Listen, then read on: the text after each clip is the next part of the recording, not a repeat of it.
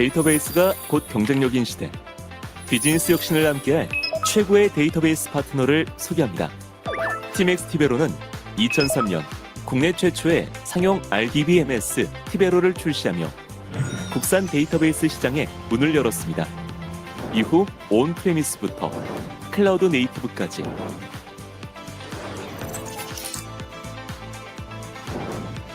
IT의 미래를 이끄는 기술을 지속적으로 연구 개발하고 시장을 확장하며 현재도 K 데이터베이스 산업을 선도하고 있습니다.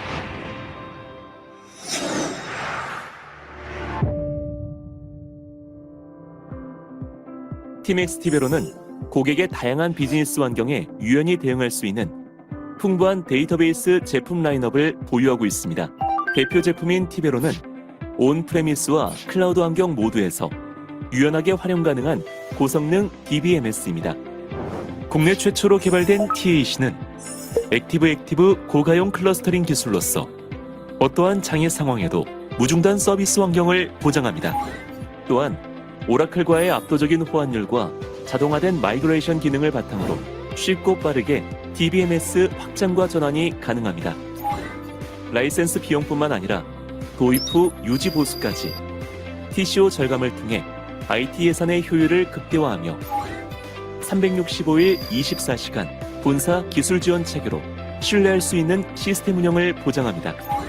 이러한 강점을 바탕으로 공공, 금융, 제조, 의료 등 다양한 산업의 핵심 시스템을 책임지며 1,500여 고객의 디지털 전환을 함께 이뤄나가고 있습니다. 오픈 SQL은 포스트그레 SQL 기반의 오픈소스 DBMS 플랫폼입니다. 자체 개발한 확장 모드를 활용하여 오픈소스 환경에서도 안정적인 DB 운영이 가능합니다. 또한 업무 중요도에 따라 상용 DBMS인 티베로와 하이브리드 구성으로 병행할 경우 비용 효율과 제품 신뢰, 기술 지원 안정성을 동시에 확보할 수 있습니다. 제타 데이터는 하드웨어와 소프트웨어가 결합된 고성능 통합 DB 어플라이언스로 대규모 트랜잭션 및 복잡한 분석 처리를 동시에 요구하는 미션 크리티컬 업무에 최적화되어 있습니다. 프로싱크는 실시간 양방향 데이터 동기화 솔루션입니다. 변경된 데이터를 빠르게 추출 복제하여 정합성과 고가용성을 동시에 제공합니다. 시스마스터 DB는 데이터베이스 성능 관리 솔루션입니다. 다양한 지표와 DB 상태를 실시간으로 모니터링하며 사용자 맞춤형 화면과 자원 분석 기능을 통해 운영 효율성과 비용 절감을 이끕니다. 티베로를 중심으로 완성된 팀엑스 티베로의 데이터 솔루션. 비즈니스의 시작부터 확장까지 그 여정을 함께합니다. 오랜 시간 온 프레미스에서 검증된 기술력. 이제 클라우드에서 그 신뢰를 이어갑니다. 팀엑스 티베로는 티베로를 비롯해 보유하고 있는 데이터 솔루션들을 클라우드 환경에 그대로 구현하였습니다. AWS, Azure, NCP, KT 등 국내외 주요 CSP 플랫폼에서 바로 구매 및 배포가 가능합니다. 아울DB는 DB 구축부터 운영, 관리, 유지 보수까지 전 영역의 자동화를 지원하는 클라우드 기반의 통합 플랫폼입니다. 데이터베이스 관리를 간소화하고 강력한 성능을 제공하는 아울DB를 소개합니다.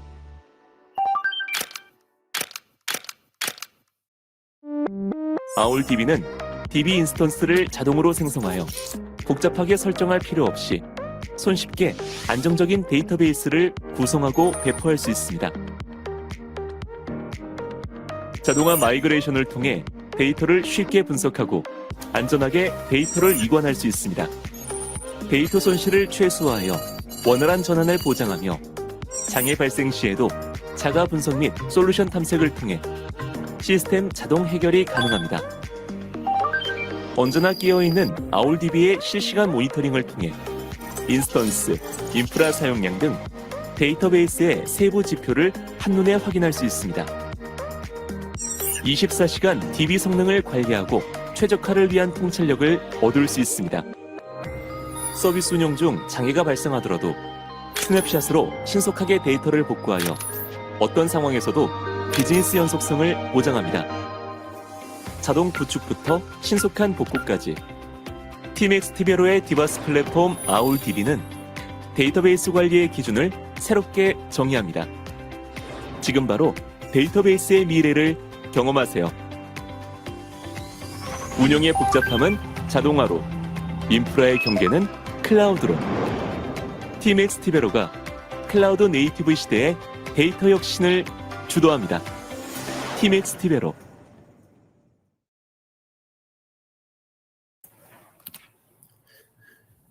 안녕하십니까. 클라우드 네이티브를 위한 데이터베이스 운영 전략이라는 주제를 가지고 저번 주 1회차부터 2회차까지 웨비나를 진행하는 구성모입니다. 이번 회차에서는 저번 주 1회차에서 설명드렸던 아울DB와 티베로 엔진을 활용하여 실제 클라우드 환경에서 데이터베이스를 생성해보고 아울DB를 직접 사용해보며 데이터베이스의 동작을 함께 확인해 보도록 하겠습니다. 그리고 최근 화두가 되고 있는 재해복구 환경의 구축 전략 및 운영 방안을 가지고 아울DB를 통해 데이터베이스 재해복구 환경까지 함께 구축해 보도록 하겠습니다. 저번 주와 동일하게 웨비나 진행 중 궁금하시거나 문의사항이 있으실 때는 해당 내용을 우측 질문창에 남겨주시면 저희 티베로의 전문가분들께서 해당 내용에 대한 답변을 드릴 것입니다. 채팅창으로 문의하기 어렵거나 보다 상세한 답변을 원하시는 분들께서는 채팅창에서 안내드리는 메일 주소로 연락 주시면 친절하게 답변 드리도록 하겠습니다. 웨비나에 참석해주신 분들께 추첨 이벤트를 통해서 제공해드릴 소정의 상품도 준비되어 있으니 많은 관심 부탁드리도록 합니다. 자, 그럼 2회차 웨비나를 시작하도록 하겠습니다. 첫 번째 세션인 아울DB 실전 가이드입니다. 우선 저번 1회차 웨비나에서 소개해드렸던 내용을 간략하게 되짚어보도록 하겠습니다. 저희 아울DB는 강력한 엔터프라이즈급 상용 DBMS 엔진인 티베로 7 버전을 탑재하고 있으며 클라우드 환경에서 데이터베이스를 쉽고 간편하게 사용할 수 있도록 개발되었음을 말씀드렸습니다. 또한 일반적인 관리형 DBMS의 장점을 보유함과 동시에 데이터베이스에 커스터마이징이 가능한 화이트박스 환경을 제공하고 있어 다른 관리형 DBMS와는 차별화된 사용자가 원하는 형태의 데이터베이스를 커스터마이즈 수 있는 장점을 가지고 있는 것이 저번 주에 설명드렸었습니다. 그리고 아울DB는 타 클라우드 DBMS와 비교했을 때 유일하게 공유 볼륨 기반의 액티브 클러스터 구성을 TLC를 제공하고 있고 데이터 보호와 재해 상황 시 서비스의 연속성을 보장할 수 있는 액티브 HA 토폴로지까지 제공하고 있기 때문에 매우 안정적이고 효율적인 데이터베이스 운영이 가능하다고 설명드렸었습니다. 그리고 아울DB의 합리적인 이용요금과 비용 절감 효과를 말씀드리며 이용요금 대비 매우 효율적인 기술 지원을 제공받을 수 있다고 말씀드렸었습니다.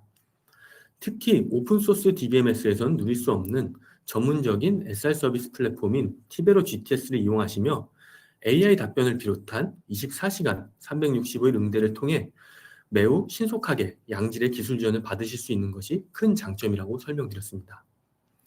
그럼 오늘의 본 주제인 아울DB를 활용하여 생성할 수 있는 토폴로지의 소개와 데이터베이스 생성 및 사용 가이드를 간단한 설명과 함께 영상을 통해 소개해드리도록 하겠습니다. 우선 아울DB를 활용해서 데이터베이스 생성 및 관리 가이드를 보시기에 앞서 생성할 수 있는 세 가지 토폴로지에 대하여 설명드리도록 하겠습니다. 아울DB는 정확히는 2+1 형태의 토폴로지의 생성을 지원하고 있으며 단일 노드의 싱글 구성과 액티브 클러스터 구성인 TLC 구성이 기본적으로 생성할 수 있는 두 개의 토폴로지입니다. 여기서 방금 말씀드린 두 개의 토폴로지에 DR 구성 기능 옵션을 통해서 액티브 HA 토폴로지를 생성하실 수가 있습니다. DR 구성을 통해 제공되는 액티브 HA 구성의 경우에는 네 번째 세션인 재해복구 전략 세션에서 자세하게 설명드릴 것이기 때문에 이번 세션에서는 싱글과 TLC 구성만 보여드리고 설명드리도록 하겠습니다. 우선 첫 번째 구성인 싱글 구성입니다. 사실 데이터베이스의 용도를 한정짓고 명확하게 이 구성은 어떤 업무에 적합합니다 라고 말씀드리긴 쉽지 않지만 클라우드 환경을 이용한 비용 효율성과 그리고 빠른 생성과 사용 등 민첩함이 필요한 환경이라면 싱글 구성은 최적의 구성이 될 수가 있을 것입니다. 우선 아울DB를 통해 생성한 싱글 구성을 활용하기 위해 좋은 업무를 좀 얘기해 본다면 네 가지 정도로 볼 수가 있을 것 같습니다. 첫 번째로는 어플리케이션 개발 환경에서의 테스트용 DBMS입니다. 데이터베이스를 활용한 개발 테스트 환경이 필요할 때 손쉽게 테스트 환경을 구축하고 사용하실 수가 있습니다.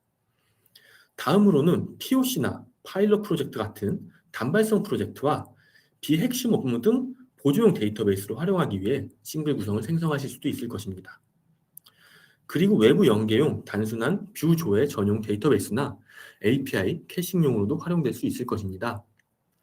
아울DB를 사용하실 때 싱글 구성은 주로 단발성이거나 메인 업무와 분리되어 있는 부수적인 업무 같은 것들, 아니면 원본 데이터를 가공해서 빠르게 제공할 수 있는 환경이 필요할 때 매우 적합하게 사용하실 수 있을 것입니다. 물론 이렇게 예시를 들어 말씀드리긴 했지만 단일 노드의 데이터베이스는 지금 말씀드린 상황을 포함하여 대부분 다양한 업무에 사용 가능한 토폴로지로 보실 수가 있을 것입니다. 그럼 아울DB에서 싱글 구성의 데이터를 생성해 보도록 하겠습니다. 우선 현재 보이는 화면은 저번 1회차에서 생성 과정을 생략하고 보여드렸던 티베로 싱글 데이터베이스만 존재하는 대시보드입니다. 이번 회차에서는 데이터베이스를 처음부터 끝까지 함께 생성해 보도록 하겠습니다. 좌측 상단에 파란 생성 버튼을 눌러 신규 데이터베이스를 생성하겠습니다. 데이터베이스 생성은 데이터베이스 설정 5단계와 마지막으로 구성 정보를 확인하는 총 6단계를 거쳐서 신규 생성을 하게 됩니다. 우선 먼저 알리아스 구분을 좀 쉽게 하기 위해서 웹이나 싱글로 지정해 주겠습니다. 이후 엔진 타입은 그대로 티베로, 라이센스 역시 마찬가지로 기본값인 li로 두도록 하겠습니다. 토폴로지는 기본값인 싱글로 되어 있고 여기서 옵션 확인을 위해서 드롭다운 버튼을 눌러보시면 싱글과 TLC가 있는 걸 보실 수가 있습니다. 저희는 싱글 구성을 만들 거기 때문에 당연히 수정 없이 그대로 놔두겠습니다. 다음을 누르고 DR 옵션 같은 경우에는 현재는 미사용으로 넘어가겠습니다.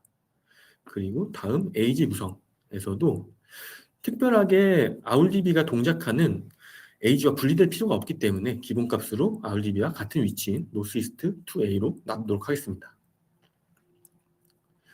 이후 인스턴스 구성에서 인스턴스 타입은 드롭다운 버튼을 눌러보시면 생성 가능한 인스턴스 목록이 보이게 되는데 원하시는 옵션과 규모에 맞춰서 선택하시면 되고 저희는 우선 티베로 싱글 구성의 최소 사양인 T3 미디움으로 남겨두겠습니다.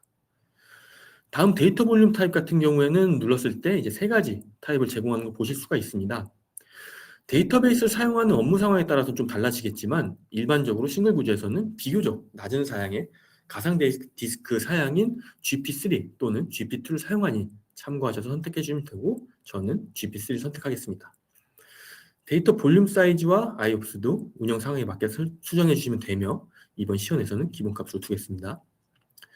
오토 스케일링 옵션 같은 경우에는 데이터 볼륨 사용량이 90%에 도달하게 되면 자동 확장을 하는 옵션으로 확장된 이후에는 용량을 축소할 수가 없으니까 위 데이터 볼륨 사이즈 설정에서 미리 사용량을 산정해 주시는 것도 좋은 방법입니다. 저는 사용 안 함으로 선택을 하겠습니다. 추가 구성을 눌러보면 인스턴스의 볼륨과 관련된 좀 더 상세한 설정을 볼 수가 있습니다. 변경이 필요할 경우에는 이제 수정을 해주시면 되는데 추가 구성에 대한 기본값들은 대부분 데이터베이스를 운영하는데 문제없도록 설정되어 있기 때문에 이 부분도 기본값으로 진행하도록 하겠습니다. 마지막 단계인 데이터베이스 구성에서는 데이터베이스명을 입력하시고 그리고 시스 유저의 패스워드를 입력한 뒤에 캐릭터셋과 타임존을 설정합니다. 캐릭터셋은 드롭다운 버튼 눌러서 이렇게 지원하는 캐릭터셋을 확인하시면 되고 저는 기본값인 UTF-8과 UTF-8을 선택하도록 하겠습니다. 타임존은 당연히 아시아 서울로 선택하겠습니다. 네, 그리고 여기서도 마찬가지로 이제 추가 구성에서 좀 더 자세한 내용들을 볼 수 있는데 여기서는 이제 데이터베이스의 상세 설정으로 앞과 동일하게 데이터베이스의 디테일한 설정이 가능하고 필요시에는 저희 매뉴얼을 참고하셔서 변경해 주시면 됩니다. 기본값으로 하고 다음을 눌러 지금까지 설정하신 내용을 다시 한번 확인해 보실 수가 있고 최종적으로 이제 생성 버튼을 누르도록 하겠습니다. 이렇게 지금까지 다 확인하신 내용으로 다시 대시보드를 돌아왔을 때 신규 생성된 데이터베이스가 지금 프로비저닝 되고 있는 것을 카드 형태로 실시간으로 확인이 가능합니다. 여기까지 싱글 구성에 대한 데이터베이스 생성을 함께 보셨고요. 그 다음으로는 이제 TAC를 생성하기 전에 다시 한 번 더 TAC 구성을 설명드리겠습니다. TAC 구성 같은 경우에는 이전 회차에서 말씀드리긴 했었지만 생성하기 전에 좀 더 간단하게 설명드리자면 TAC는 동일한 스토리지 볼륨을 활용해서 복수 이상의 모든 노드가 읽기 쓰기를 지원하는 토폴로지입니다. 그렇기 때문에 특정 노드에서 문제가 발생해도 또 다른 노드에서 연속적인 서비스가 가능합니다. 상황을 가정해서 설명을 드려보자면 TAC가 A와 B라는 두 개의 노드로 구성되어 있을 때 A 노드로 인서트 문을 사용해서 이제 사과라는 품목에 데이터를 입력하게 되면 B 노드에서도 셀렉 문을 통해 새롭게 입력된 사과의 상품 정보를 즉시 조회가 가능합니다. 이런 특성을 활용해서 대규모의 이제 트랜잭션을 처리하거나 아니면은 뭐 제공하는 서비스가 지속적으로 확장될 가능성이 존재하고 데이터 처리량이 증가해서 인프라 사양의 이제 상향과 동시에 또 다른 노드가 추가되어야 되는 서비스에 적합합니다. 그리고 특정 노드에 이제 장애가 발생하더라도 서비스의 연속성을 보장하면서 고가용성을 매우 강하게 유지할 수 있는 구성이기 때문에 다운타임이 절대 허용되지 않는 미션 크리티컬 업무에 매우 적합한 토폴로지입니다. 그럼 이번에도 TAC를 한번 생성해 보도록 하겠습니다. 여기서 이제 좌측 상단에 있는 생성 버튼 눌러 동일하게 생성 화면을 진입을 합니다. 알리아스 명칭은 웹이나 TAC로 지정을 해주고 라이센스 옵션은 그대로 LI 그리고 토폴로지는 생성하고자 하는 TAC를 선택한 뒤에 다음을 눌러주도록 하겠습니다. 네. 이번에도 마찬가지로 DR 구성은 다음 세션에서 보여드릴 예정이라 미사용으로 놔두고 다음을 눌러줍니다. AG 구성 역시 위치가 같은 노스이스트 2A로 선택을 하게 될 것이고요. 그리고 인스턴스 타입 같은 경우에는 지금은 이제 시연 중이라 기본값인 T3, X라지를 선택을 하지만 TLC 같은 경우에는 두 노드 간 인터커넥트 통신 시 네트워크 성능을 좀 요구를 하게 돼 있습니다. 그래서 실제 상황을 사용을 하실 때 상황에 따라 다르겠지만 인터커넥트의 성능이 좀 부족하다 싶을 때는 이제 더 높은 네트워크 성능을 제공하고 있는 M6i 타입 같은 인스턴스 타입으로 상향 변경을 하는 것을 권장드리고요. 그리고 기타 옵션 같은 경우에는 오토 스케일링 기능만 사용을 안 한 뒤에 사용 안 함으로 변경한 뒤에 다른 옵션은 기본값으로 유지합니다. 여기서 조금 더 확인하셔야 될 부분은 데이터 볼륨 타입이 이제 IO2로 고정되어 있는데요. 이 같은 경우에는 이제 고사양의 디스크 타입을 쓰는 이유는 복수 이상의 노드에서 읽기 쓰기를 수행하는 TLC의 특성 때문입니다. 그렇기 때문에 네트워크와 마찬가지로 스토리지 성능 또한 보장되어 있기 때문에 IO2로 고정이 되어 있는 것입니다. 이제 데이터베이스 구성에서 DB명을 입력하시고 시스 유저 데이터 비밀번호를 입력한 뒤에 앞에서 보여드렸던 것처럼 캐릭터셋과 타임존을 설정을 해줄 것입니다. UTF 파일과 그리고 아시아 서울로 변경을 합니다. 여기서 구성 정보를 한번 확인해 보시고 구성은 이제 TAC로 잘 되어 있는 걸 볼 수가 있고요. 대시보드에서 이제 프로비저닝 중인 TAC 데이터베이스를 확인해 보실 수가 있습니다. 이렇게 보시면은 왼쪽에 있는 이제 생성 중인 곳에는 생성이 완료되게 되면 이제 두 개의 인스턴스가 표시가 되는 것도 보실 수가 있고요.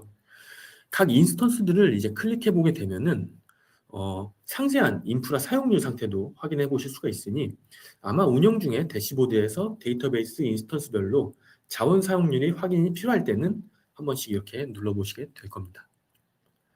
그러면은 이어서 TAC의 특성인 액티브 클러스터 기능을 한번 보여드리겠습니다.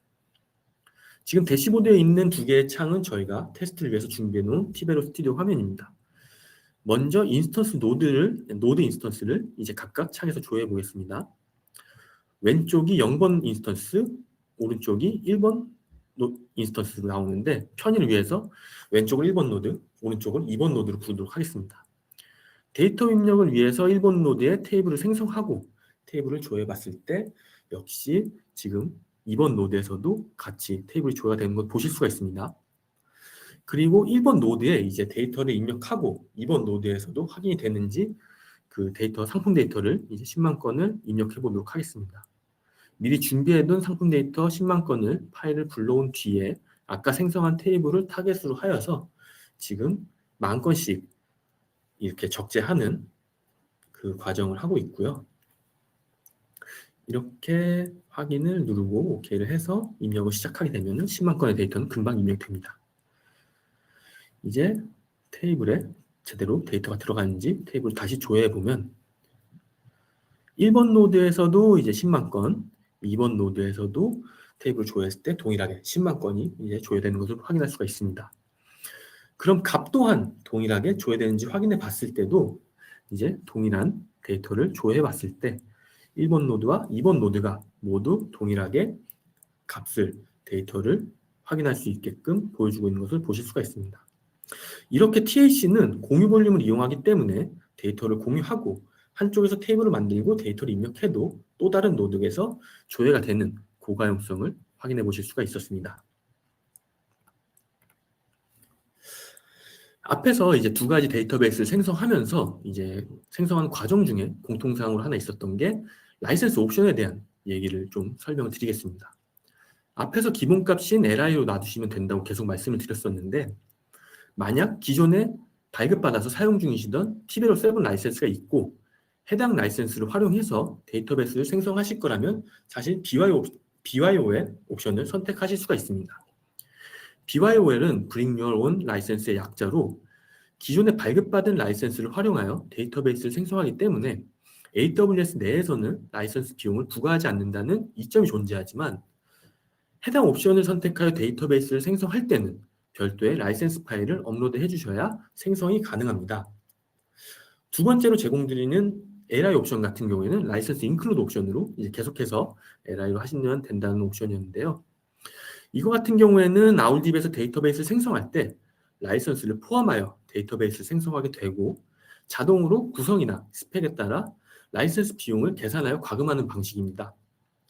LI 옵션을 사용하시면 별도의 라이센스 발급 및 적용 절차 없이 편하게 아울딥을 사용하실 수 있기 때문에 데이터베이스를 사용하시고 뭔가 유연한 사용을 원하실 때는 라이센스가 포함된 LI 옵션으로 생성하시는 것을 추천드립니다. 다음은 파라미터의 변경 이야기입니다. 파라미터 변경 같은 경우에 이제 데이터베이스의 상세 설정이라고 할 수 있는데요. 아울DB는 데이터베이스의 이니셜라이제이션 파라미터 약 500종을 변경할 수 있도록 지원하고 있습니다. 데이터베이스 사용 중 변경이 필요한 파라미터가 있다면 이제 이 기능을 활용하시면 됩니다. CLI 콘솔을 이용한 명령어 입력이나 T 파일에 직접 수정 없이 웹상에서 손쉽게 변경하실 수 있는 것이 특징이고요. 각각 파라미터 역할은 저희 티베로 매뉴얼에서 확인해 보실 수가 있으며 한 가지 유의하실 점이라고 하면은 이제 왼쪽 화면에 보이는 것처럼 구분으로서 동적 파라미터와 정적 파라미터가 존재한다는 것입니다. 동적 파라미터는 대부분 알터문을 통해서 부분적으로 변경되기 때문에 바로 적용되는 파라미터로 데이터베이스에 재기동이 필요가 없습니다. 하지만 정적 파라미터 같은 경우에는 이제 대부분 T 파일의 수정을 통해 데이터베이스 전체의 동작과 관련되어 적용되기 때문에 변경 시 데이터베이스의 재기동이 필요한 옵션입니다. 이렇게 데이터베이스의 파라미터를 변경하실 때는 이러한 파라미터 타입에 유의하셔서 동적 파라미터 여부를 확인하시고 데이터베이스가 재기동될 수 있는 상황을 미리 확인하신 뒤에 변경하시기를 권장드립니다. 그 다음은 이제 데이터베이스의 스펙 변경입니다.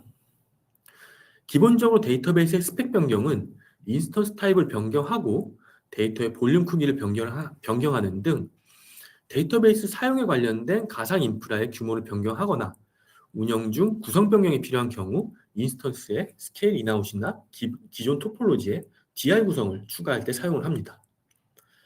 스펙 변경은 최초 데이터베이스를 생성할 때 설정했던 옵션을 재정의하는 수준이라 기능 자체는 생성과 거의 유사하기 때문에 매우 손쉽게 사용이 가능하시고요. 여기서 유의하실 점이 있다면 앞에서 말씀드렸던 라이센스 정책에 대한 내용인데요. 바로 데이터베이스가 생성될 때 라이센스가 어떤 유형으로 생성되었는지를 확인하셔야 되는 점입니다.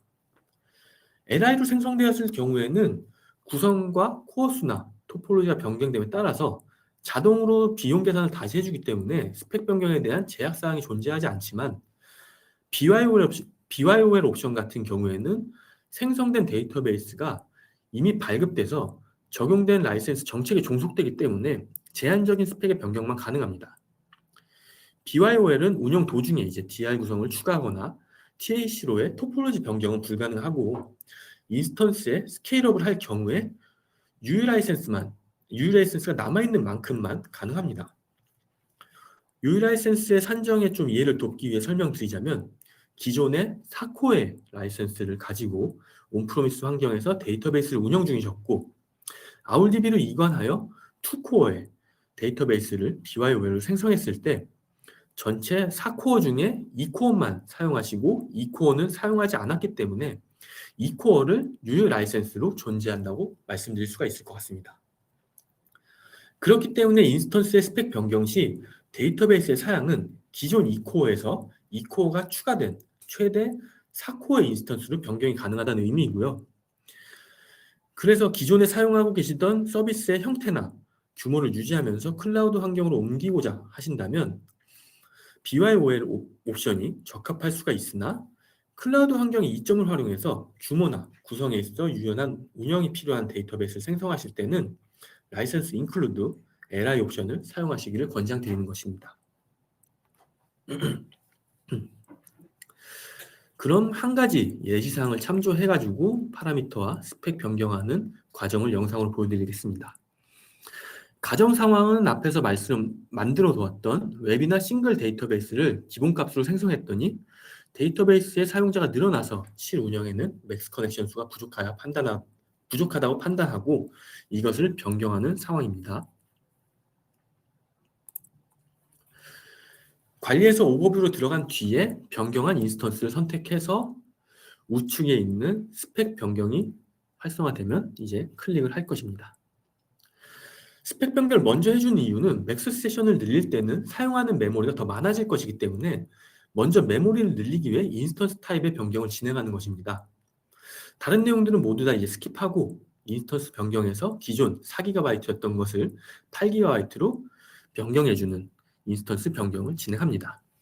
다른 옵션들은 그대로 모두 놔두고 이제 다음을 눌러서 구성 정보를 확인해 주도록 하겠습니다. 여기서 이제 AWS의 인스턴스 변경이기 때문에 데이터베이스가 재시작된다는 알림이 표출되고 이 메시지는 꼭 확인을 하신 뒤에 이제 확인을 누르도록 하겠습니다. 변경이 시작되고 인스턴스의 재시작이 완료되면은 이제 파라미터의 변경을 해줄 차례인데요. 파라미터 설정 화면으로 들어가서 수정을 누른 뒤에 맥스 세션 카운트 파라미터를 검색하도록 하겠습니다. 이렇게 되면 이제 데이터베이스 생성 시 초기 값인 20의 세션 수를 메모리가 늘어난 만큼 150으로 변경을 해주도록 하겠습니다. 여기서도 마찬가지로 저장을 눌러주게 되면은 이제 수정하게 될 파라미터를 다시 한번 확인하게 되고 이렇게 수정될 맥스 세션 카운트 파라미터 같은 경우에도 정적 파라미터이기 때문에 재시작이 된다는 안내 메시지가 출력됩니다. 왼쪽 하단에서 보실 수가 있고요. 다시 한번 인스턴스의 재시작이 필요하여 파라미터 적용을 위한 재시작을 진행했고 인스턴스의 재시작이 완료된 이후에는 이렇게 새로 고침을 눌러서 현재 20개였던 맥스 세션이 150개로 늘어나 적용된 것을 함께 보실 수가 있습니다. 다음으로는 데이터베이스가 이제 생성됐을 때 진행할 백업 설정에 대해서 설명드리도록 하겠습니다. 아울DB에서는 간단한 설명으로 데이터베이스의 백업과 복구를 수행할 수가 있습니다. 백업의 설정은 백업의 주기와 언제 백업을 수행할지 수행 시점에 설정이 가능하며 생성된 스냅샷을 활용해서 전체 복구와 특정 시점의 복구인 PITR 복구를 선택하여 데이터 복구를 진행하실 수가 있습니다. 스케줄러에 의해 자동으로 생성된 스냅샷은 최대 30일간 보존되고 이렇게 생성된 스냅샷은 아마존 엘라스틱 블록 스토어 서비스의 스탠더드 옵션을 사용하게 됩니다. 만약 별도의 보관이 필요한 백업 시점이라면 보관 처리를 따로 해서 최소 90일에서 최대 1년까지 보관이 가능합니다. 이때는 아마존 엘라스틱 블록 스토어 서비스는 아카이브 옵션의 스토리지 서비스를 사용하게 되는데요. 두 옵션의 차이는 AWS에서 제공하는 요금제의 차이가 있으며 아카이브 옵션이 스탠다드 옵션보다 장기 보관에 용이한 요금제를 제공하고 있기 때문에 중요한 풀백업의 스냅샷의 장기 보관을 생각하신다면 아카이브 옵션으로 사용 가능하도록 스냅샷 관리에서 보관 처리를 해주시는 것이 비용적으로 매우 유리합니다. 그럼 데이터베이스 백업과 스냅샷 관리 기능을 어떻게 활용할 수 있는지 보여드리도록 하겠습니다. 관리 메뉴로 들어가서 백업, 복구, 그리고 스케줄러 항목을 선택해 주겠습니다. 백업을 수행할 데이터베이스를 좌측 상단에서 선택한 다음에 최초에는 이렇게 현재의 백업 스케줄이 보이게 되고 우측 상단에 수정 버튼을 누르게 되면은 이렇게 설정을 변경할 수 있도록 모든 항목이 활성화가 됩니다. 자동 스냅샷 기능은 활성화를 시켜주고 자동 보관은 하지 않도록 하겠습니다. 데이터베이스의 이제 부하가 이제 가장 적은 데이터베이스의 통계 작업들이 끝난 뒤 새벽 2시인 02시로 이제 백업을 진행하기 위해 선택해주고 스냅샷의 주기는 1일마다 수행하기 위해서 이제 주기를 시간에서 일마다로 변경한 뒤에 보존 기간은 매일 1회 수행인 만큼 일주일간 스냅샷을 유지하기 위해서 7일로 설정해 주겠습니다. 이렇게 되면 이제 웹이나 싱글 데이터베이스는 매일 02시를 기점으로 스냅샷을 수행하게 되는데요. 현재는 스케줄러가 이제 동작할 시간이 되지 않기 때문에 기존에 생성해둔 스냅샷을 활용하여 이 다른 기능들을 좀 더 보여드리도록 하겠습니다. 현재 미리 생성해둔 스냅샷들만 보이게 되고요. 파란색 생성 버튼을 눌러서 현재 시점으로의 스냅샷을 생성하는 팝업 창을 출력시키겠습니다. 스냅샷의 이름과 보관 기간을 설정할 수가 있고요. 이름은 퍼스트 백업으로 지정을 하고 보존 기간은 스케줄러와 동일하게 1단위로 이렇게 변경을 하도록 하겠습니다. 이후에 이제 스냅샷 생성 버튼을 누르게 되면은 스냅샷 보관 창에서 이제 스냅샷이 생성되고 있다, 생성 중인 것을 볼 수가 있고요. 기존에 생성되어 있는 스냅샷을 가지고 좀 확인을 해보자면 보관을 눌렀을 때는 이렇게 보관 기간을 설정할 수 있는 스냅샷 보관 기능을 볼 수가 있습니다. 여기서 이제 최소 90일에서 1년까지의 설정으로 보존을 하실 수가 있고 복구 화면을 좀 바로 보여드리기 위해서 여기는 보관을 누르지 않고 다시 취소를 하겠습니다. 다시 체크박스로 원래의 스냅샷을 선택한 뒤에 활성화되는 복구 버튼을 누르게 되면 이제 전체 복구와 특정 시점의 PITR 복구를 선택할 수 있는 팝업이 출력됩니다. 여기서 원하시는 복구 형태를 선택하시고 복구를 누르시면은 지금 선택했던 스냅샷을 활용해서 복구를 진행하게 됩니다. 여기서 시점 복구를 진행하실 때는 시점 복구의 동작 방식상 이제 이전의 스냅샷들은 사용될 수 없기 때문에 만약 중요한 스냅샷이 존재한다면 꼭 시점 복구 이전에 보관 처리를 통해 보존해 주시길 권장드립니다. 다음으로는 마지막 세션인 클라우드 환경에서의 DBMS 재복구 전략과 구현 세션입니다. 이번 세션에서는 클라우드 환경을 이용한 재복구 환경 구축 전략과 아울DB를 활용해서 데이터베이스 재복구 환경을 생성해보고 가상의 장애 상황을 발생시킨 뒤에 아울DB는 과연 어떻게 동작하는지 그리고 어떻게 서비스를 복구하는지 시연 영상을 보여드리도록 하겠습니다. 최근 대형 데이터 센터의 화재 사고 이후에 IT 환경을 이야기할 때의 화두는 단연 재복구 시스템의 실효성에 대한 논의일 것입니다. 지금까지 정전이나 장비 결함, 그리고 사용자의 설정 또는 명령의 실수 등 시스템의 운영 중에 예상치 못한 사고에 의해서 디지털 재해가 발생했던 여러 가지 경우가 있었지만 이번 화재는 지속적인 재해 예방에 노력을 기울였음에도 불구하고 디지털 장애는 생길 수밖에 없다는 현실을 좀 피부로 느낄 수 있는 규모의 사건이었기 때문일 것입니다. 모두가 재해복구 환경에 대해 필요성과 실효성을 다시 해보는 논의하는 계기가 되었고 그래서 재해복구 환경을 이야기할 때는 모두가 장애 발생 가능성을 0%로 만드는 방어적인 설계에 머무르지 않고 재해는 언젠가 꼭 발생한다는 전제를 두고 장애가 발생하게 되면 어떻게 극복하고 시스템의 연속성을 보장할 수 있을지 논의하고 있는 것입니다. 그렇다면 우리는 재해복구 시스템을 구축하고 운영함에 있어서 어떻게 실효성을 얻을 수 있는지 목표를 설정하고 계획하는지 이런 목표와 목적에 대해서 고민해 봐야 할 것입니다. 첫 번째로 재해복구 시스템의 목표를 이야기할 때 재해 발생 시점으로부터의 데이터 손실과 서비스의 복구 시점을 나타내는 RPO와 RTO는 빼놓고 이야기할 수 없을 것입니다.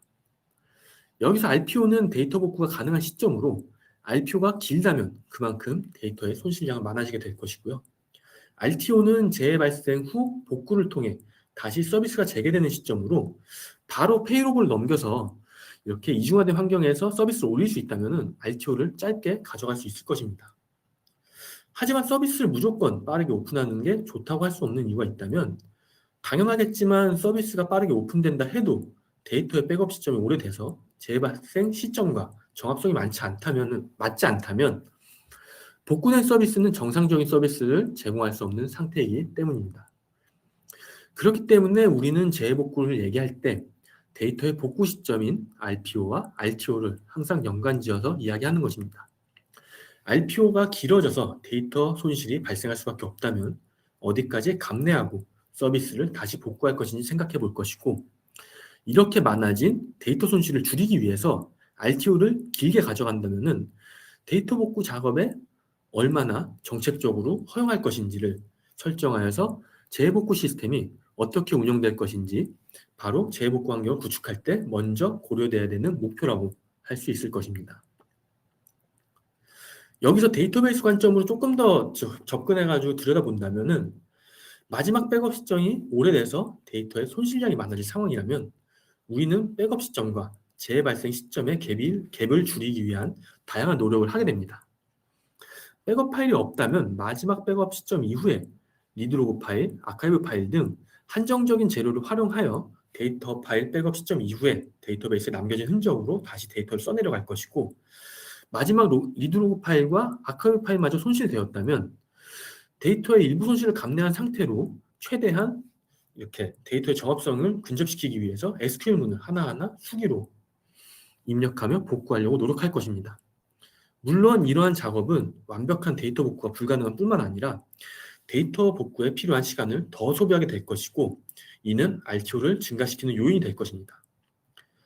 결국 데이터의 손실 제로화, 즉 RPO의 제로화는 곧 짧은 RTO의 확보로 빠른 서비스 오픈으로 이어지는 중요 요소로서 우리는 DR을 구축할 때 보다 잦은 백업 주기를 가져가거나 아니면 실시간에 가까운 동기화 구성을 통해 DR 센터 구축을 고려하게 되는 것입니다. 두 번째로는 재해복구 시스템을 구축하는 수준과 이를 어떻게 활용할 것인지를 고민하는 목적의 수립입니다. 사실 가장 완벽한 재해복구 환경은 주센터와 동일한 스펙의 장비를 구성해서 재해로부터는 분리될 수 있으면서 물리적으로는 근접한 데이터 센터에 복구해둔 재해복구 환경일 것입니다. 하지만 우리는 단지 재해복구 상황만을 대비하기 위해서 주센터와 동일한 스펙을 가진 새로운 장비나 인프라 환경을 구매하는 것은 비용적으로 매우 큰 부담인 것을 잘 알고 있습니다. 비용을 비롯하여 방금 말씀드렸던 완벽한 데이터베이스 센터를 이제 선택하고 재해복구 환경을 구축할 상면을 확보하면서 필요시에는 원격지에 전용선 포설 등 다양한 현실적인 어려움들이 존재해서 재해복구 환경의 구축을 미뤄야 할지도 모릅니다. 거기에 만약 필요한 조건을 모두 충족하여 재해복구 환경을 구축했다 해도 이 재해복구 환경을 디지털 재해가 발생할 때까지 얌전히 모셔다 두는 것은 당연히 비효율적이라고 생각을 하실 거고요.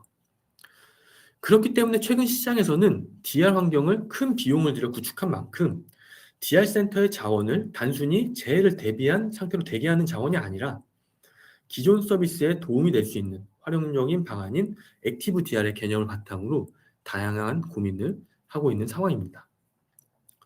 이렇게 고민하는 액티브 DR의 경우에는 다중지역에서 동시에 같은 서비스를 제공하기 위해서 미러 사이트로의 운영을 고려하기도 해야 하고, 아니면 DR 센터를 활용해서 서비스의 부하 분산을 할 수도 있어야 된다라는 고민도 하기도 합니다. 그러면서 장애 발생 시 별도의 복구 절차가 없이 바로 중단 서비스를 제공해야 한다는 등 이제 모두를 충족시키는 것은 사실상 쉽지 않은 운영 수준을 제시하고 있을 때가 많습니다. 그렇기 때문에 우리는 DR을 구축하기 이전에 비용을 투자하는 만큼 가능하다면 어떠한 액티브 DR로 정의가 되어서 어디까지 서비스에 도움을 줄 수 있는 목적을 가지고 있는 DR을 운영할 것인지 운영 목적과 규모의 사전 정의가 먼저 진행되어야 할 것입니다. DR을 단순히 원격지 소산의 데이터 유실만을 방지하며 운영할지 아니면 DR 센터를 규모를 좀 더 작게 하여 운영센터보다 축소한 뒤에 일부 주요 서비스만 성능 향상을 위한 서비스를 제공할 수 있는 부하분산 센터로 활용하고 이렇게 이용할지 고민되지 않은 상태로 막연하게 이제 재해복구 환경이 필요하다고만 생각하고 계신 상황이라면 지금까지 말씀드렸던 목표와 목적 그리고 상황에 맞는 규모와 수준의 사전 정의를 통해 재해복구 환경 구축에 접근할 필요성이 있습니다. 여기서 저는 클라우드 환경의 특성을 활용하여 재해복구 센터를 탄력적인 자원으로 활용하는 방법을 말씀드리고자 합니다. 우선 클라우드 환경의 특성을 이용하면 재해복구 환경을 예비 자원이 아니라 확장과 축소가 자유로운 탄력적인 자원으로서 서비스까지 가능한 액티브한 재해복구 환경을 구축하고 활용하실 수가 있습니다. 평상시에는 가상 인프라를 최소한의 상태로 유지하도록 합니다. 이때 데이터베이스는 실시간 동기화를 유지하면서 정확성을 확보하고 DR 센터의 인프라는 서비스의 부하 분산을 위한 액티브 설정을 통해 일부 서비스를 수행하게 하는 것입니다. 그리고 만약 장애가 발생했다면 클라우드 환경의 특성을 활용하여 즉시 페이로버를 수행함과 동시에 주 센터와 동일한 규모로 이제 확장을 시켜서 중단 없는 서비스 전환과 운영기에서 제공하고 있던 성능이 동일하게 제공되는 탄력 자원으로서 DR 센터를 사용하는 방법입니다. 방금 말씀드렸던 내용을 좀 더 도식과 함께 자세하게 설명드리자면 왼쪽이 최초 장애 발생 전 아울DB의 DR 구성 기능을 통해서 구축된 장애 복구 환경과 운영기의 데이터베이스입니다. 왼쪽 상단이 이제 1번 에이지에 TLC 구성의 운영기 프라이머리 노드가 있고 하단 2번 에이지에 스탠드바이 노드로서 DR이 구축되어 있습니다. 원노드로 구축이 되어 있고요. 여기서 2번 에이지의 가상 인프라는 데이터 동기화와 리드올리 모드로 읽기 업무 부하 분산을 시켜줄 수 있는 수준의 단일 노드로 존재를 하면서 DR 구성 기능은 이제 프라이머리 노드에서 스탠드바이 노드로 LG RW 어싱크 동기화 방식을 활용해서 실시간에 가깝게 데이터를 계속 복제하고 정확성을 유지할 수 있도록 동작을 하고 있습니다. 이렇게 복제된 데이터는 그대로 서비스의 읽기 요청에 대응해 사용되게 되고 재해복구 환경인 스탠드바이 노드가 데이터베이스 조회 처리를 할 수 있게 됨으로써 재해복구 환경이 단순히 대기하는 것이 아니라 읽기 부하를 처리해주는 노드로서 액티브하게 동작을 하게 됩니다. 이때 운영기인 프라이머리 노드에 장애가 발생하게 된다면 가운데 있는 아울DB에서 장애를 감지하고 사전에 정의된 오토 페이로버 수준에 맞춰 자동으로 페이로버를 이제 진행하게 되는데 그렇게 페이로버를 진행하게 되면 장표 오른쪽 장애 발생 시 상황으로 구성된 구성으로 변경이 될 것입니다. 오른쪽 장애 발생 시 상황을 보시는 것과 같이 기존 스탠드바이 노드였던 2번 에이지의 노드가 프라이머리로 승격됨과 동시에 원래 원노드였지만 한 개 노드를 추가하면서 원래 프라이머리 노드와 동일한 투노드 TLC의 고가용성을 복구하게 되고 또 다른 예상치 못한 상황을 방지하기 위해서 장애가 발생했던 AG1에는 신규 스탠드바이 노드를 DR 구성으로서 다시 생성하게 됩니다.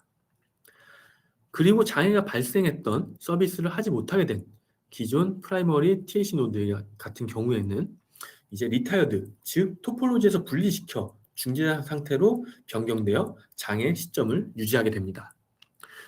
이 데이터베이스 노드들 같은 경우에는 재해 상황을 해결한 뒤에 데이터의 정확성 검증이나 아니면 장애 원인의 분석 같은 일의 사용을 대비하여 보존해 놓는 것입니다.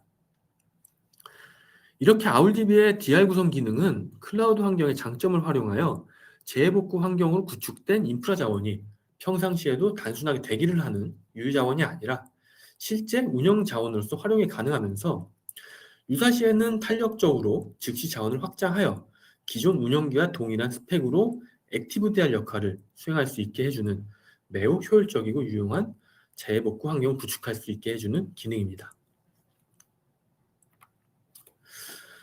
추가로 앞에서 설명드린 일련의 과정들은 아울DB를 이용하시는 모든 고객분들께 재복구 환경에서의 운영 수준과는 다를 수가 있을 것입니다.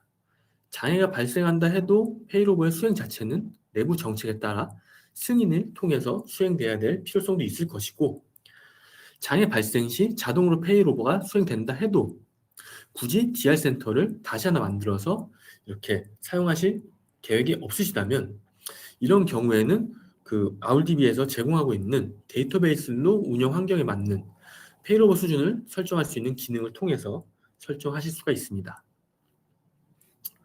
그 수준은 4단계의 페이로버 오토메이션 옵션에 따라서 자동화 정도가 결정이 되고, 첫 번째인 레벨 0는 오토 페이로버를 전혀 사용하지 않는 옵션으로서 사용자가 수동으로 직접 장애가 발생했을 때 역할 전환을 하지 않는다면 이제 아무런 자동화 기능을 제공하지 않는 수준입니다. 두 번째로 레벨 1은 자동 장애 조치인 페이로버를 수행해서 스탠드바이 노드를 승격시켜 주며, 운영기가 만약에 TLC 구성이라면 고가용성 구성까지 스케일 아웃하여 기존 운영기와 동일한 스펙의 복원까지만 해줍니다. 그리고 세 번째 옵션 레벨인 레벨 2가 이제 앞에서 장표와 함께 보여드렸던 케이스로 고가용성 복구를 진행하고 다시 DR 기능을 수행할 수 있는 스탠드바이 노드를 자동으로 생성해주며 기존 장애가 발생했던 프라이머리 노드는 이렇게 보존을 해놓는 옵션입니다. 마지막으로 완전 자동화 수준인 레벨 3는 레벨 2까지의 동작을 모두 포함하면서 기존에 장애가 발생했던 노드를 재기동을 시도하면서 이제 다시 스탠드바이 노드로 활용하기 위한 절차를 수행합니다. 하지만 이러한 절차를 수행할 때 장애 발생 노드의 재기동이 불가능하다면 AWS 리소스 사용량과 요금 효율을 고려해서 해당 노드를 삭제한 뒤에 새로운 스탠드바이 노드를 생성하는 리소스 최적화 기능을 포함하고 있는 수준이기 때문에 설정 전에 장애로 인해 다운된 서버를 어떻게 활용할 것인지 고려를 하신 뒤에 완전 자동화 기능을 설정해 주시길 바랍니다. 그렇다면 여기서 저희가 DR 구성이라고 이야기하는 액티브 HA 구성이 어떻게 실시간에 가까운 데이터 복제가 가능하며 재복구 환경에 가장 적합한 구성인지 설명드리도록 하겠습니다. 액티브 HA가 실시간으로 데이터 복제를 완벽하게 수행할 수 있는 비결은 바로 DB 레이어에서 이루어지는 복제 방식을 수행하고 있기 때문입니다.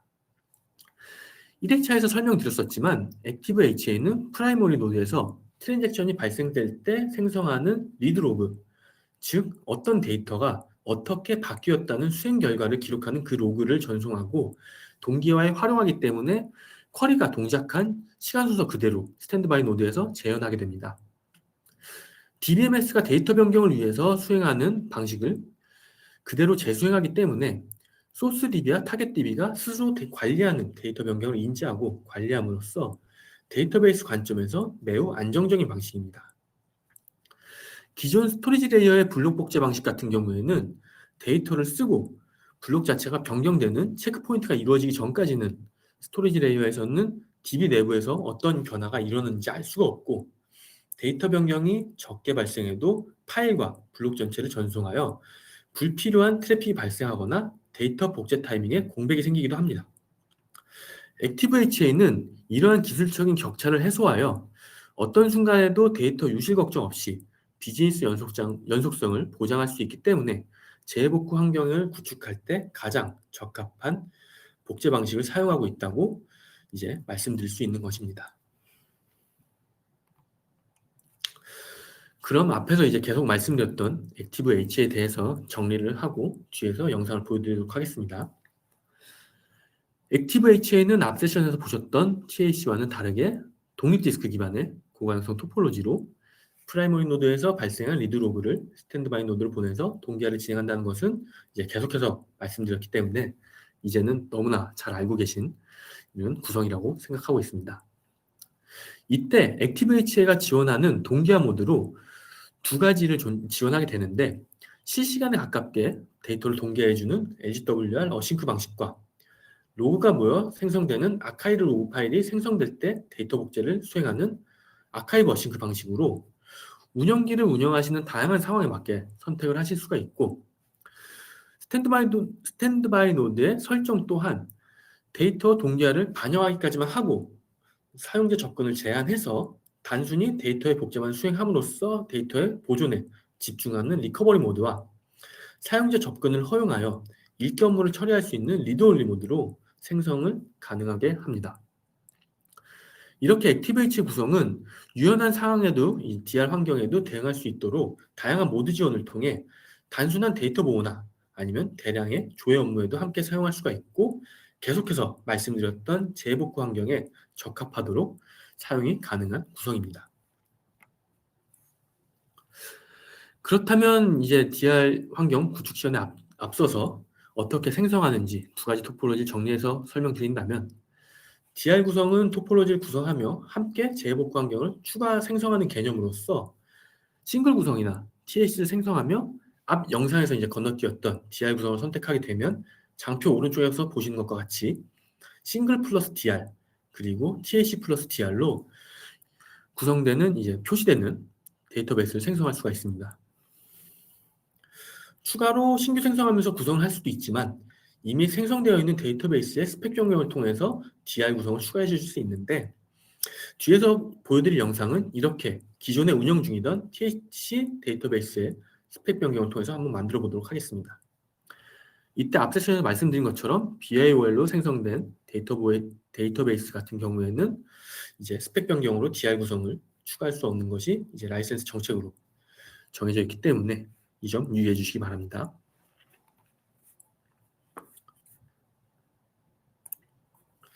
그럼 앞에서 말씀드린 것처럼 DR 환경의 구축은 앞 세션에서 생성했던 웹이나 TLC 데이터베이스를 활용하여 스펙 변경 기능으로 보여드리도록 하겠습니다.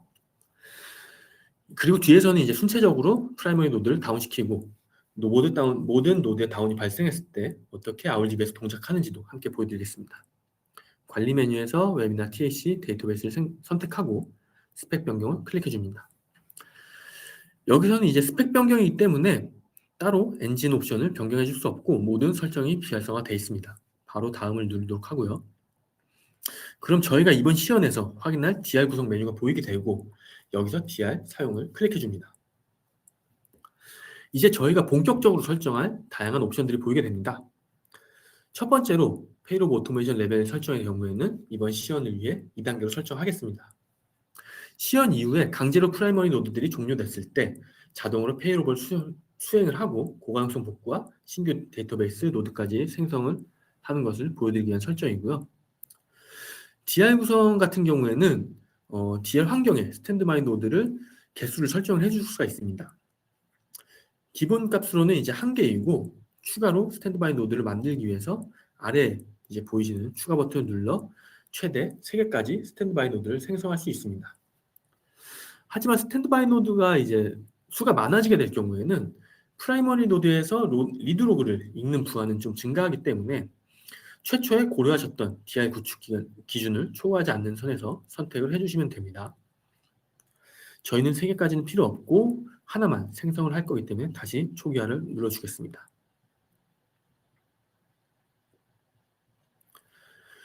나머지 옵션에서는 이제 스탠드바이 노드의 모드를 선택하게 되는데 저희는 읽기 업무를 지속해서 처리해 줄 수 있는 리드온리 모드로 선택을 하도록 하겠습니다. 로그 레플리케이션 타입 또한 이제 데이터의 복제를 실시간성으로 가져가기 위해서 LGWR 어싱크 타입으로 그대로 놔두도록 하겠습니다. 다음을 눌러주도록 하고요. 에이지 구성 같은 경우에는 이제 DR 구성이기 때문에 기본적으로 스탠드바이 노드는 프라이머리 노드가 존재하는 에이지로는 선택할 수가 없습니다. 그래서 애초에 기본값으로 서로 다른 노스이스트 2B가 나오게 되고 그대로 두도록 하겠습니다. 이후 인스턴스 변경 같은 경우에는 프라이머리의 인스턴스 변경으로 굳이 기존 TLC의 스펙을 변경할 필요가 없기 때문에 기존 설정을 변경하지 않은 상태로 다음 버튼을 누르고 이제 설정이 제대로 되었는지 구성을 확인해 보도록 하겠습니다. 여기서 DR 구성이 이제 사용되었음을 확인을 해주시고요. 제대로 확인을 하였으면 이제 완료 버튼을 누르도록 하겠습니다. 당연히 스펙 변경이 되기 때문에 이제 재시작 안내가 뜨게 되고 여기서 확인을 눌러주게 됩니다. 데이터베이스가 재시작이 되면서 운영 상태가 업데이팅으로 변경된 걸 보실 수가 있고 데이터베이스 오버뷰에서 이렇게 상세한 내용을 보실 수가 있습니다. 이제 대시보드로 들어가서 상태를 보게 되면은 스펙 변경을 통해서 이제 DR 구성을 추가한 웹이나 TLC 데이터베이스 내에 새로운 리드올리 인스턴스가 표출되고 구성 정보가 TLC 플러스 DR로 바뀐 것을 확인하실 수가 있습니다. 신규 인스턴스가 생성되는 것을 기다리면은 이제 상태가 모두 어베일러블 상태로 되는 것을 보실 수가 있고 이렇게 간단하게 재복구 환경을 생성하는 것을 함께 보셨고 이제 생성된 DR 환경의 동작을 한번 테스트해 보도록 하겠습니다. 지금 보시는 새로운 창은 페일오버 시연을 위해서 띄워둔 테스트 페이지로 현재 어떤 데이터베이스에서 서비스가 되고 있는지 확인 쉽도록 미리 만들어둔 페이지입니다. 여기 왼쪽에 보이는 데이터베이스 인스턴스를 위에서부터 차례로 다운시키며 앞서 설정했던 오토 페일오버 기능이 아울집에서 어떻게 동작하는지 오른쪽 테스트 페이지와 함께 보여드리도록 하겠습니다.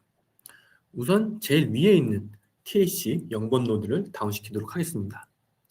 그러면 이제 데이터베이스는 unavailable 상태로 변경이 될 것이고요. 앞에서 보셨던 TLC의 특성대로 테스트 페이지에 서비스를 받아오는 호스트 네임이 이제 또 다른 TLC 노드인 0번이 아닌 1번으로 변경되는 것을 보실 수가 있습니다. 이렇게 0번에서 1번으로 변경이 되는 것을 보셨고 이제 TLC 1번 노드까지 다운을 시켜보겠습니다. 이제 1번 노드를 다운시키게 되면은 이제 프라이머리의 모든 노드가 다운되게 되고 이때 아울DB는 장애 오탐 검증을 통해서 장애 상황임을 판단하면 오토 페일오버를 실시함과 동시에 모든 인스턴스가 인프로그레스 상태로 변경되며 오토 페일오버를 진행하게 되고 스탠드바이 노드와 이제 에이지를 프라이머리로 승격시키기 시작합니다. 그렇게 되면은 이제 테스트 페이지를 봤을 때 서비스가 지속되는 곳은 이제 스탠드바이 노드가 될 것이고 아울DB에서는 왼쪽에 보시는 것처럼 새로운 TLC 고가용성을 복구를 시작하면서 아래에는 또 다른 새로운 스탠드바이 노드를 생성하기 시작하게 됩니다. 이렇게 좀 정신없을 정도로 빠르게 진행되는 페일오버에서 기존 프라이머리 노드였던 TLC 0번과 1번 인스턴스 또한 리타이어드 상태로 보존되는 모습도 함께 보실 수가 있고요. 그리고 새롭게 추가되는 스탠드바이 노드 리드올리까지도 기존 프라이머리 에이지에 생성되면서 DR의 고가용성 복구가 함께 진행되는 것까지 보실 수가 있습니다. 이렇게 모든 노드가 장애가 발생했을 때도 순식간에 페일오버가 진행되며 현재 유지하고 있던 구성을 그대로 복구하는 모습을 보실 수가 있었고요. 갑작스러운 장애 상황에도 아울DB로 생성된 재복구 환경은 세션 서두에 말씀드린 것처럼 단순히 유유자원으로서의 데이터를 보관하는 곳이 아니라 이렇게 장애 발생 시 즉각적으로 자원을 확장해 서비스의 연속성을 보장하고 탄력적인 환경이 될 수 있다는 것을 함께 보여드렸습니다. 이러한 재복구 환경은 클라우드 특성을 활용할 때 우리가 재복구 환경 구축을 고민하면서 가장 지향해야 되고 효율적으로 안정적인 데이터베이스의 장애복구 환경이라고 감히 말씀드릴 수가 있을 것 같습니다. 여기까지 금일 웨비나에 준비된 내용을 모두 다 설명드렸습니다. 세미나의 종료 전 마지막으로 저희 아울DB의 26년 주요 로드맵에 대해서 간단하게 설명드리도록 하겠습니다. 올해 저희 아울DB는 온프로미스 버전을 개발을 시작으로 포스트그레 기반의 SQL, 오픈 SQL 엔진이 추가가 예정되어 있습니다. 이런 개발 사항을 통해서 저희 아울DB는 온프레미스 환경과 클라우드 환경을 연동할 수 있는 복합적인 데이터베이스 운영 환경을 제공해드리고 상용 DBMS 엔진과 오픈소스 DBMS를 아우르는 멀티 DBMS 엔진까지 지원함으로써 저희 아울DB를 사용하시는 고객분들께서 보다 자유롭고 유연한 데이터베이스의 활용이 가능하시고자 이렇게 지원을 하려 합니다. 그 외에도 아울DB의 고도화는 계속해서 진행될 예정이니 지속적인 관심을 부탁드리도록 하겠습니다. 그럼 2회차에 걸쳐 진행됐던 클라우드 네이티브를 위한 데이터베이스 운영 전략 웨비나는 여기서 마치도록 하겠습니다. 2주 동안 함께해 주신 참석자 여러분께 감사드리며 이번 웨비나를 통해서 막연하게 느껴지던 관리형 DBMS와 아울DB에 대해서 많이 알게 되시고 직접 보고 느끼셨기를 바라는 계기가 되었길 바랍니다. 추가로 웨비나에 참여해 주신 분들께 지금 화면에서 보고 계신 프로모션을 진행하고 있습니다.